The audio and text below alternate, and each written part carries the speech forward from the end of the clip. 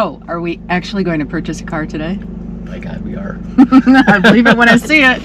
So, hey everybody, it's Doc, and this is Patty, Hi. my cohort of, 38 years? Yeah, it's been a and while. Fellow car collector and enabler, most importantly. Yeah, I think that's true. And what she's referencing is the fact that we are going to go buy a very cool low mile. It's actually the lowest mileage 2008 WRX STI in the United States. Okay. And it's in the correct color of blue with gold wheels. Yes. So it is absolutely perfect. And that was exactly her response when I sent her the ad was yes. And then she told me, I didn't tell you this part, then she told me to pay $23 million for the car. You said $1,000 a mile for 23,000 miles. I did, right? I don't do math well. So no, sorry. There's girl math involved there. Yeah, But, we've been looking at so many different cars. We- You have been, and then you'll send me a picture, and I'm like, all right, have. whatever makes you happy. But Do you remember what it started with? The oh, first car 6 months ago? 6 months ago, or Yep. are you talking 38 years ago? No. 6 months ago. 6 months ago. The first car we were... That one in Florida. No. Oh, okay. No, that's not it. So, to add to the story, I had a little bit of money burning a hole in my pocket from selling my Porsche years ago, and the stock market stinks. So I thought, well, maybe I should just put the money in a car, something that's depreciated, something that I can have some fun with, and then sell and maybe make a little bit of profit or at least break even. And my first thought was, I want a Ferrari. Yes. And my plan was to buy a 2014 Ferrari FF that was in Texas. And dealing with dealers is kind of hard, but the advantage when you buy a Ferrari from a dealer at a certain age is the fact that you can get a Power 15 warranty pretty reasonably. So it's 2 years for $6,000, and the Ferrari FF needs that because of the weak PTU up front, which is a common failure point. Of course it is. Right. And so the problem I ran into was that in order to put tags on the car in the state of Iowa, up till 12 years, they charge you your rate based on the car's original MSRP. And the Ferrari FF had an original MSRP about $329,000. And so basically tags for the car would cost, give or take, about $5,000 a year, and the insurance was going to be about $2,500, and it was just getting too expensive. After paying taxes, that stuff, all of a sudden I was losing all the benefits of buying a depreciated car. So then I moved on. Then, in my mind, In your I moved mind, on. even though you have a couple of buddies who have Ferraris, and it's kind of a family history kind of thing, but Well, my buddies encouraged me to buy a Ferrari. I know and they encouraged encourage you to buy lots of They encouraged me to buy an old Ferrari. So then I moved on to a Nissan GT-R Nismo. Sadly, those cars have not depreciated at all, and that was a very short search because the people who own those cars like them a lot, and there's no budge on the price. And at the risk of sounding like a girl, I don't recall that vehicle at all, so it must have been a short-lived, Well, I never actually owned one, so... I mean, a short-lived pursuit, because I don't recall it. Right. So my shtick really is that I look for older, pretty well depreciated, low mileage cult cars that I can have fun with, and then a few years later I can sell them and not have lost too much money, or maybe even make a few bucks. So the next one in line actually was a 2014 Cadillac CTS-V wagon. That was a cool looking car. Which was in Florida. It was a manual. It was low mileage. It was a 1 year only color, and it was owned by the right guy, and he took beautiful care of it. He wanted too much money for it though, and we chatted. He was very reasonable, and we came to a price that we thought would be really good. And so I flew down. I was going down to Florida with my daughter anyways, and I drove the car, saw the car, loved it. we plotted an entire trip We around did. picking up that car. Yes, we did. And that's the other part of the fun, is going on cross country trips to pick up cool cars. And I told him, I said, well, the only thing this car has to do is pass the pre-purchase inspection. Right. And unfortunately, there was a issue with the car that was about $5,000. He didn't want to budge anymore because I had taken him down about as far as he would go. I didn't want to budge anymore because it was as high as I wanted to go. And I will probably regret this for years. I didn't buy that car. If he would have come halfway, I probably would have met him, and we would have done it. But it just wasn't meant to be, and sadly, it didn't happen. So then the GR Corolla came in. It just happened out of the blue that this car became available. So that was a very nice diversion for a little while. Then I looked at, it's funny, it wasn't even a car, it was a Ducati Passo Yes. motorcycle. Quite honestly, the owner was pretty flaky. We could not, I offered him what he wanted, and he just had to wait 3 weeks for me to pick up the bike, and he just couldn't manage that. So that deal fell apart. I find that owners of interesting vehicles are generally pretty interesting in their own right. So then I thought I might need a match for this car, something kind of cool. So I started looking at Mazda Speed 3s.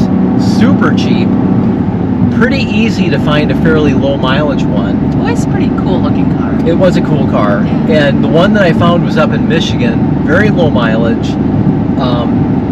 Had kind of a questionable looking undercarriage that you really couldn't tell from the videos whether it was good or not. And it was at a dealership that pretty much specializes in consignments. They had a very poor reputation on the reviews. I still wanted to try and go through with it, but I wanted to take all the precautions I could.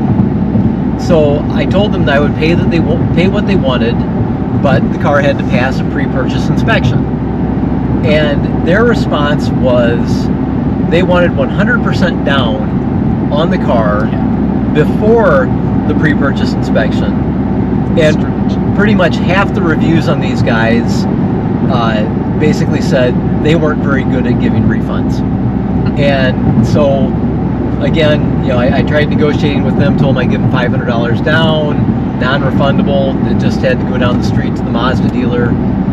They wanted nothing to do with it, and so I wanted nothing to do with them.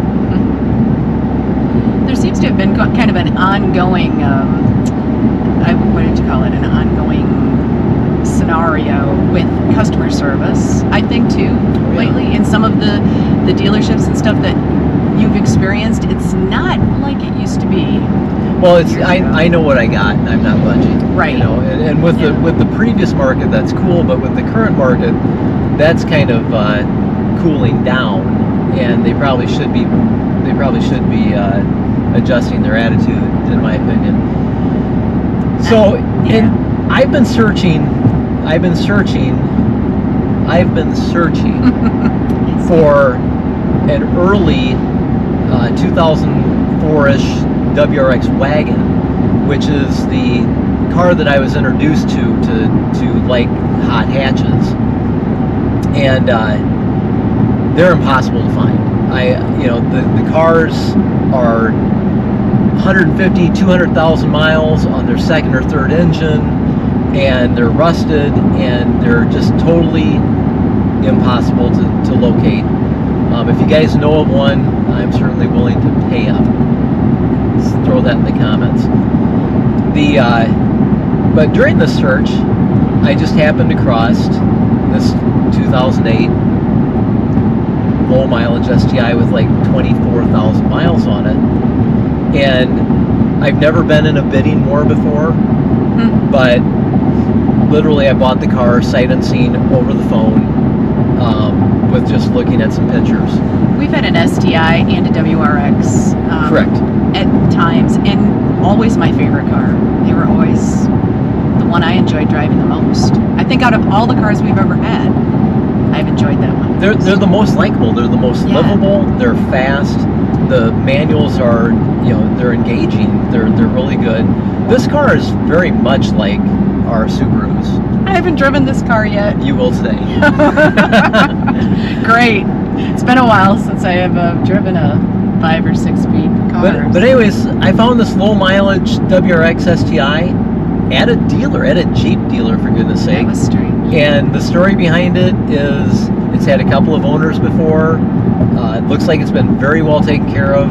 It's got some modifications that I might have to work around a little bit or take back to original condition. But the guy who bought it ended up trading on another low mileage WRX STI that they happen to have that was a bit newer.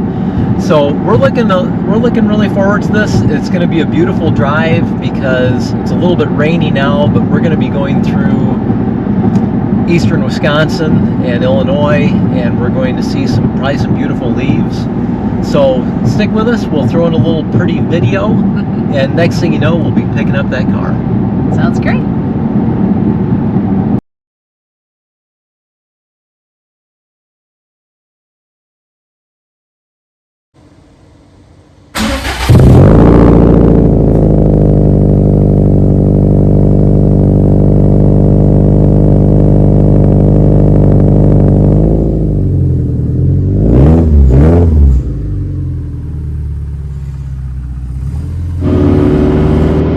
Getting out of the rough stuff.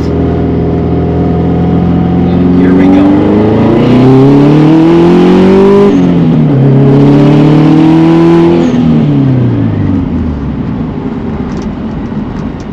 The car itself around town really isn't that bad. You can tell that this engine's pushing out a lot of horsepower, but it's not overly peaky. It idles nicely, and it really, driving around town, I wouldn't want to take it in stop and go traffic, but in my little town, it's just fine. It's got 24,200 miles. It feels like its steering's tight. Actually, the suspension, whoever did the suspension in this, it's a lot better than what I recall my stock 2008 being like. And sorry. And we're going to show you what it can do. Now, doing 0 to 60 is not a good idea in this car because it chokes on itself, and then you get this weird smell in the cabin. Maybe clutch, I don't know. I don't know if the engine is putting out too much horsepower for the clutch or if it's something to do with the tune on the vehicle, but it really is disturbing, so that I'm going to get looked into right away. But here's what it's good at. So we're going about 40 miles an hour. Hang on a second, I'm going to switch.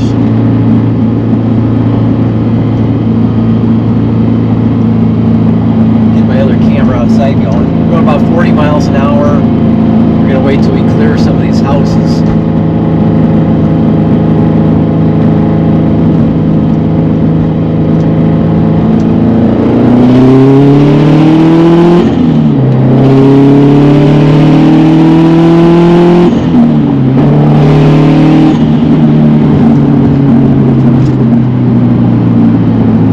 That was odd. Maybe I shouldn't say that. This thing gets up in boogies. I think once we get it all sorted, this is going to be an awesome car. You know, I'd hoped for a stock STI, but I've always wished I had a modded one, so I think I got my wish.